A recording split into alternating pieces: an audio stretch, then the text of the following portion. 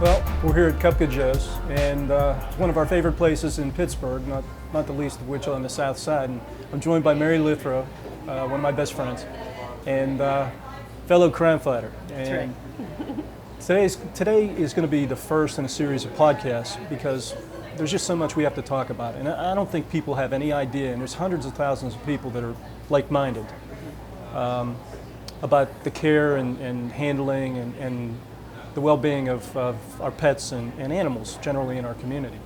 And I know, given your background and given the number of times we've worked together, this is a good start. And I hope it's a really good start. Yeah, yeah. For me, it could be the best start. And I over the years, I've been in the world of animal welfare. I had the chance to be the director of humane investigations for a few years at the Humane Society, as you know. Yes, I do. Very well. And, I have to say that because of your office and your ADAs being as well prepared as they are, we actually in Allegheny County are the envy of the rest of Pennsylvania.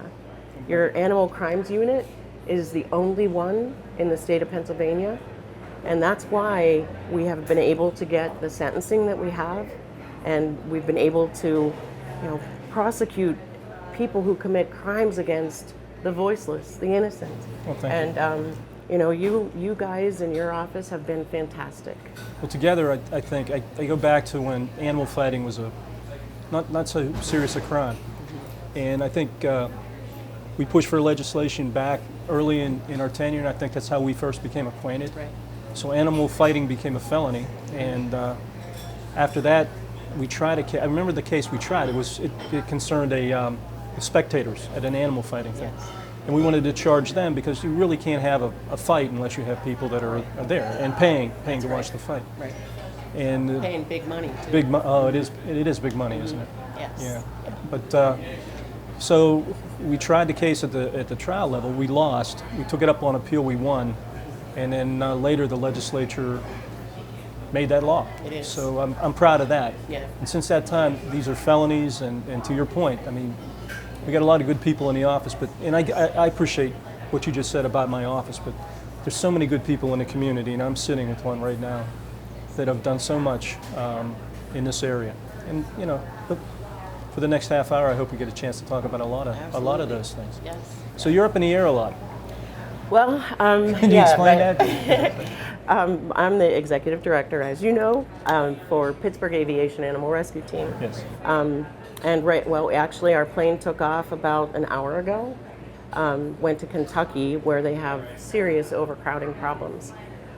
So in Pennsylvania and the Northeast, we actually have a demand for dogs. In the South, they have a supply.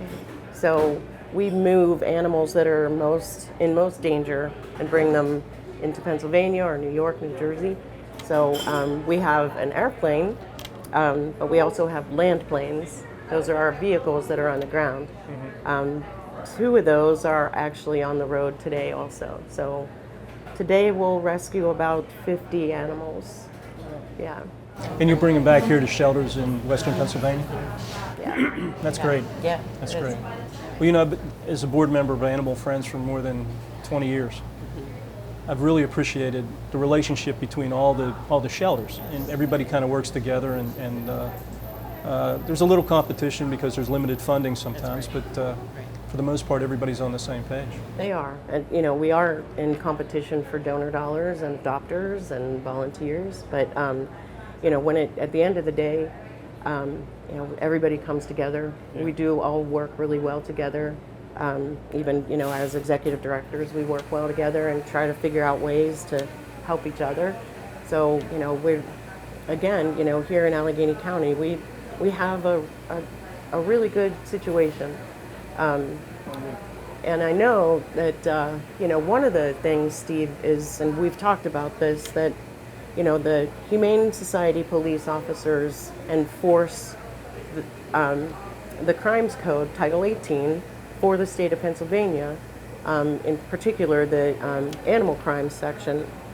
But the problem is a lot of the organizations that they work for, some of them are volunteers, don't have the funding that is needed to go after somebody, we have AARF. Yeah, well, thanks for Where bringing we it are up. on Yeah, the yeah. board together. Yeah, we are. AARF. Yes. And that really, like when I would think about, okay, which case are we going to take here? And we would all say, well, this is ARFable. So we made the word into a verb. We can ARF that. It's ARFable. So we knew that we were going to get reimbursement in caring for these animals that were so abused and neglected. And that is you guys that started that years ago. Yeah, John Weinstein had a lot to do with that too. Allegheny Animal Abuse Relief Fund. Right. So every year, I don't know how many dog licenses John sends out. It's about 100,000 It's licenses. over 100,000. And just donations in $1, $2, $5, sometimes a lot more. Right.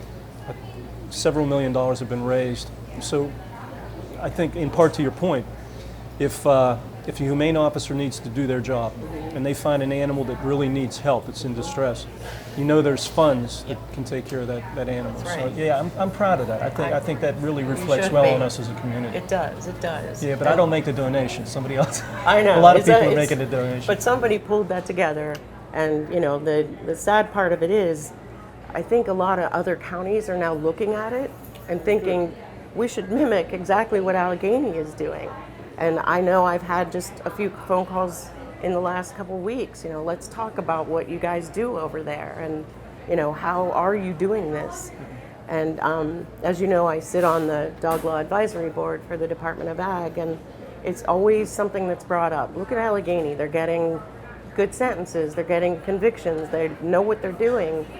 And as far as John goes, it's all John sells over 100,000 licenses, and second place is Philadelphia with 39,000. So John has really made himself the dog license treasurer. But I understand too, Philadelphia is trying to replicate what we do here.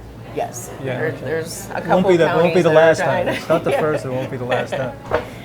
Yeah, so we are really lucky, and that's like you said, it's a community effort. It's people that donate to AARF, and it's the shelters that have people out there that are going after people that are committing crimes against an innocent animal.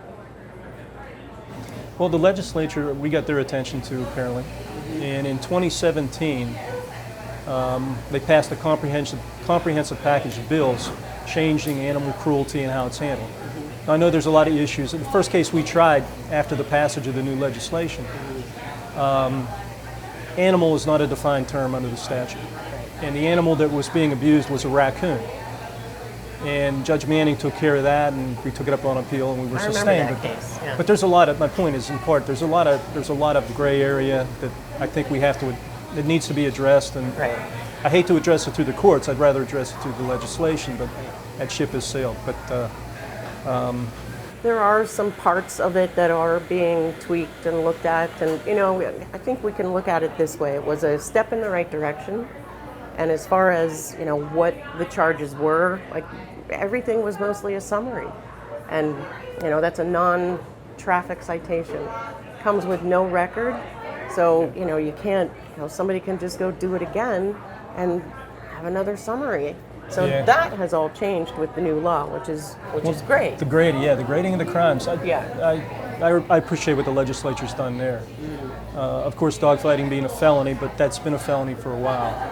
But the abuse of an animal, just the tethering of an animal in an environment where it's too hot, there's no water, there's no exercise. Right. It's just, you don't do things like that. No, we don't. No, we don't. we try not to. We try to keep try that from not to. happening. Right. And a lot of it is about education. And I know the humane police officers who do work in Allegheny County, they, their job is 90% education. And you would be surprised, well, you know this, that some people do think that it's okay. This is okay. I had a lady, we seized her dog because of heat. She came into the shelter and she was really upset and said, what am I supposed to do to protect my home? And she said, I have to worry about my pipes. And I was thinking, your pipes? She said, yeah, the midnight plumber is a real thing. And I thought, wow, she probably has copper pipes and she's worried about it. and this dog was protecting her. So we just had to work with her on, well, this is what your dog needs. You know, you can't just let him out on a big heavy chain. And so, you know, we do a good job educating people. That's a good point. I mean, we spend a lot of time, our office, your office, all the shelters, a lot of time educating, working with people. If you need help, you know, we'll send people out to talk to you. Right. And I can't tell, look, our people have acted, I'm just talking about the prosecutors. Yeah. They've acted as experts and testified in Lancaster, Philadelphia, several counties in Pennsylvania, several states, including New York State most recently, I think. Internationally, Germany. They lecture CLEs for attorneys and people. There's actually a practice in animal law.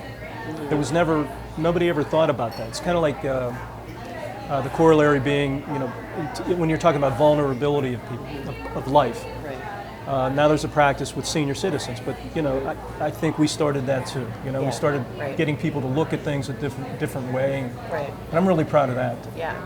You know, we had a little committee that formed, and it was the housing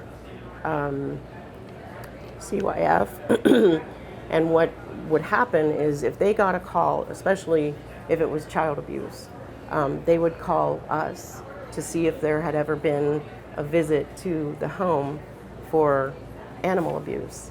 And if the answer was yes, then, you know, that case moved up a little bit, because there is such a correlation between people that abuse children and other people and people that abuse animals. Yes. So typically, if you're going to do one, you're going to do the other, and vice versa. Yeah, well, along those, I agree with that. And along those lines, I think what we did early on was if somebody comes in as an abuser, and whether it's a human being or an animal, they go right to the behavior clinic, and they're evaluated to see what's the problem here, because this is not normal conduct. And if we can help you, we're going to help you. You mentioned child abuse, but a couple things we did early on in my tenure. We started the domestic violence unit, prosecution unit. We started the child abuse prosecution unit. And I think it was in 2011, Bob Fergasso was a board member, good guy. Great guy. Good guy. Great He's on guy. billboards all over, Yes, all over yes. Pittsburgh. But Bob was concerned about taking the pet in the context of a divorce and either abusing the pet or using the pet as kind of hostage to get what they wanted from the other spouse. And we had seen that on occasion, but we were seeing it more and more. So we set up a program, and through Animal Friends, I don't know about the other shelters, but certainly through Animal Friends, they will house the animal so that the animal cannot be used as a pawn in a game involving child custody or divorce or separation. But what came out of that was that most of the DV shelters now, they have service animals. And they're wonderful. They're wonderful. Yeah. And they usually get them from the Humane Society or Animal Friends or whoever. And these kids just fall in love with them. So it's really worked well. Yeah. But it's a shame that, you know, you're seeing people using animals in that to get at another person. Yeah. Animal Friends actually has a whole little unit that's called emergency boarding that is for those situations. And now the Women's Center and Shelter of Pittsburgh has a pet center. They do that? I didn't know They do, that. yeah. I actually helped get it set up, and It doesn't surprise me, man. it was through a grant. A wonderful lady who did so much for animals around the area, Margaret Stanley, passed away suddenly. She was your photographer for Allegheny County, Maggie. Yeah. Yeah. I didn't know she passed away. She did, yeah. Suddenly, last summer. And but before she passed away, she was a trustee with a foundation and granted them money to create a center so that people can bring their pets there. And Steve, it's so nice. It's so beautiful. And you know, I think there's 2 cats in there right now. There's been several dogs, and we created a partnership with a veterinarian so that the dogs can get updated on vaccines, and we got leashes and collars that they then leave with when they're ready to go. So, you know, there it is again, Allegheny County with, you know, people like Bob Fragasso, who starts these kinds of things, and Well, he's in the financial management business. and he knows what he's doing. Well, he does in that regard. You know what? Yeah. Nobody does more for the animals as far as funding than Bob. Really, he is so good to everybody. Not just funding. He calls and he says, "Hey, I got another idea." I said, okay. He's I'm the got lots idea of department all of a ideas, sudden. Yeah. But yeah, we're lucky. We really are. Well, we're prepared. We're prepared to respond to some of the worst things that happen in our community in terms of the treatment of animals. I'm very proud that so many people are involved in this, and really involved. Yeah. And not just passively. I mean, making donations. They're active. Do you remember the dogfighting case from a few years ago? It was in Wilkinsburg. There were 17 dogs, and it went on and on and on for about 18 months, and these dogs were just held in a kennel all that time. It was Rachel Fleming and Deb Jugan worked on that case so hard, and the day that Judge Tom Flaherty did the sentencing hearing, and he gave him 7 years. I do remember. And I think he thought he was going home that day. And he got a sentence of 7 years, which was the most ever for dogfighting in the country at the time. At that time. Yes. And he had the courage to do it, and Rachel and Deb from your office were so good, and it really opened the door for other judges to give the same kind of sentencing. They were getting 30 hours of community service or, ridiculous sentencing for the things that they did. And not only that, the money that's spent by the shelters to maintain an animal that's owned by this person. Yeah. So that was groundbreaking. It changed the game. For the most part, I like our bench when it comes to these types of issues. Yep, we're lucky again. Yeah, yeah. We got some good judges that have been nominated. So We have good judges. I don't see us going backwards. I see us going forward. Are you active at all with the program where search and rescue dogs are purchased for the autism centers? Only in their training, or I'm a mock person who they're looking for. Okay, good. Yeah, which is I really figured you neat. were. Yeah, I figured you were. Yeah.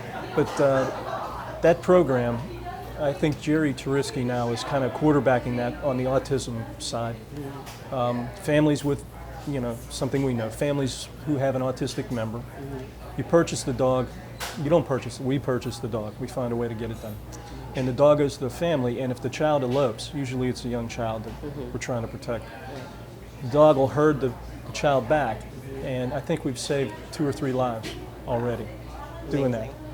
But it's just kind of, again, nobody else thinks like us. I don't think, and I'm proud of that. But And as you should be, really. well, we've saved a couple lives. For all of us who are out here, the boots on the ground, you make a difference, and I mean that. You've been a champion for the animals since I've known you, and that's a long time. Thank you. Yeah, Thank and I'm super thankful.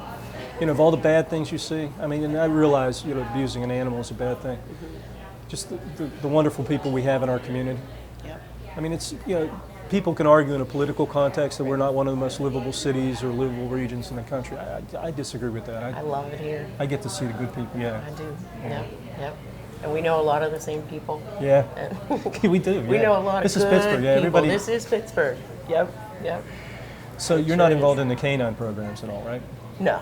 Okay. No. I think we've put about $400,000 into canines. That's our contribution.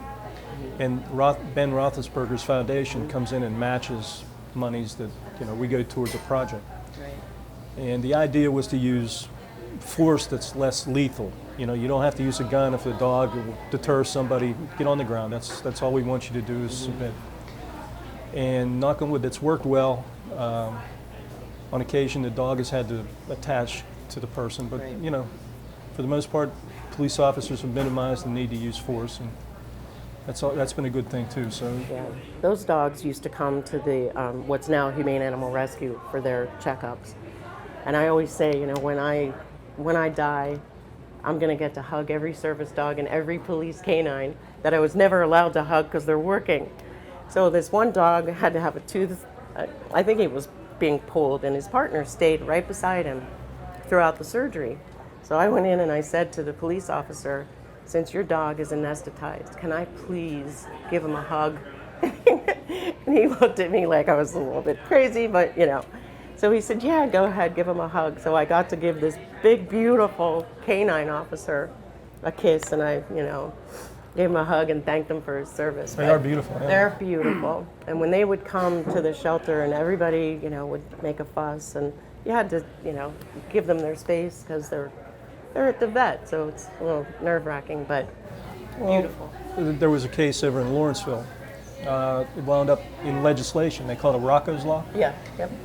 So the guy stabbed the dog, and Pennsylvania reacted to that, and they passed legislation, and that was an Allegheny County legislator. Yeah, he took the lead on it. Yeah. Yep. Yeah. Al Costa took the lead on that, and that went through faster than anything I've ever seen go through the legislature. Yeah, you wish I. And I throw stuff up there all the time. You know, how about this? How about this? And some of it works, and you know, the animals in cars, that was, you know, mimicked from the city of Pittsburgh, and I had approached a legislator, and now we have that statewide. Yeah.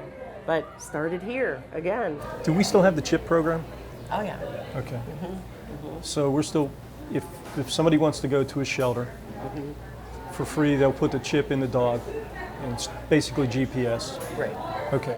And another thing that Allegheny County, through AARF, what we did was every precinct in Allegheny County was given 2 microchip scanners. So every police department has the ability to scan a dog, call the chip company. The chip company will give the person's information to law enforcement, and they can take the dog right back home. That's right. You know what? We should send some things out through our offices to make sure the public is aware of the program, because sometimes, you know, it starts fast and people forget about it. Right. And I'm surprised because you get on social media and people are, you know, I get tagged a lot to, you know, can you go check this dog? Can you, you know, and a lot of people don't realize that the police have scanners.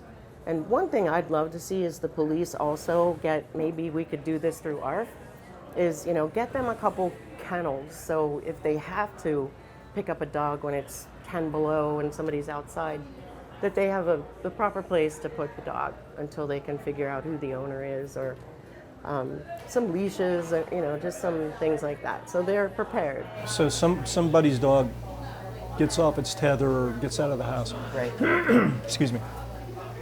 And an officer finds the dog. Gets the call or sees it, right. Okay, so rather than put the dog in a situation where 10 days from now they're going to put the dog down, you know exactly that dog is, you know, where that dog is from and who owns that dog. Yeah. It's a good program. I think it would just, you know, because I think the police are sometimes hesitant to do anything because they're not sure what they're going to do with the dog if they get it. You know, they're going to call somebody else, or animal control, or somebody, or a humane officer, or someone like me. And but you know, we did give them great tools in giving them the scanners. But I think if they just had a little bit more, so that they could do a little bit more, it would certainly help. You know, there are 3 humane officers in Allegheny County. That's 772 square miles. That's a lot for 3 people. And when it gets really cold and really hot, number 1 reason for a call to a humane investigations department, dogs outside in extreme weather. Remember the case that was up in the Allegheny Valley? The lady was taking care of cats, and she had hundreds, if not thousands, of cats. Hoarding. Yeah. Do you see that a lot anymore? There's a lot of hoarders. I mean, it's, you know, it's mental illness, and you know, you kind of, those cases are hard to work on because of the volume, and so many of the cats or dogs that are from hoarding situations have unbelievable needs for veterinary care. So it can be very expensive, and the problem is a lot of times they're going to do it again. So hoarding's a tough one. Yeah, I mean, hoarding is identified under the new statutory schemes, but I agree with you. I mean, there's a mental health component here that needs to be addressed. But, right. Which is 2 things I like about, the new legislative scheme too. One is about forfeiting the animals. Yes. The other is about, in the future, you're not going to own animals. Right. Now, I know there's occasions where people are doing that. Yes. We just Yeah. have to know, but we have to get better information, so Right, we'll take right. care of that. Right. We I know will you take and I care of talked that. about it a Yeah, couple we of times, did. Yeah. We But- can't talk about that. No, we can't talk about that. Not right now. But yeah, we have to do something about that. But the good thing is that, a lot of times there'll be a sentence, and they'll serve some time, and then parole, and then with the new law, you can prohibit ownership as long as the maximum sentence would have been even per animal.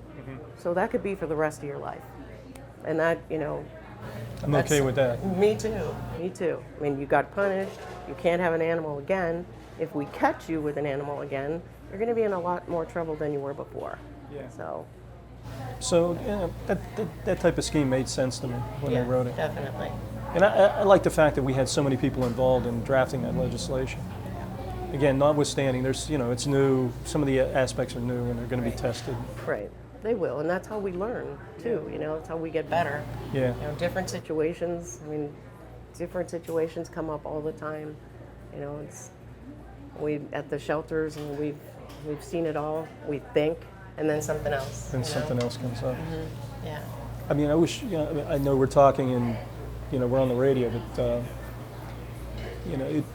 if people see pictures of what you have to deal with on a daily basis, I mean, it's unfortunately, it's so sad. I mean, and that would change your conduct. It's so It would sad. change your mind. Yeah. But, Yeah, there's a lot of, there's things that I'll never unsee or unhear. That you think of the blood sports, and that Pennsylvania has some of the top players in the country when it comes to dogfighting. yeah, they're tough. It's tough to They're infiltrate tough. those.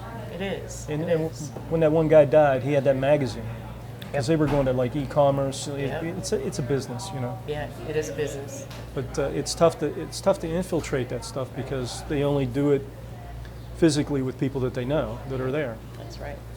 But I'm working with a legislator right now in trying to add dogfighting to the state's racketeering to RICO, because dogfighting is what they use to hide their organized crime.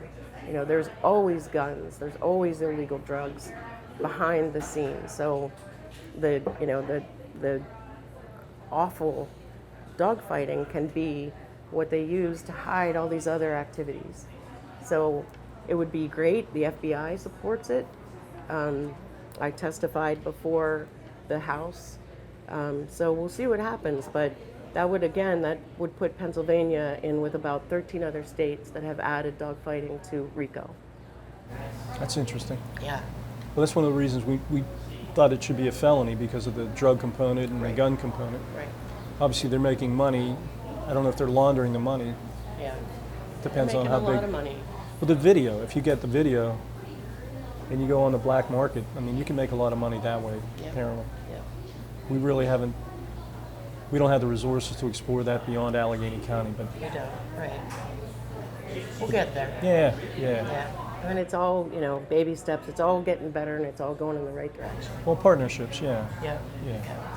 Working together. It was a lot of fun this morning, and I appreciate, Mary, you being here. So it's Absolutely. always great to see you. So please, thank you for listening today, and we'll be talking to you again.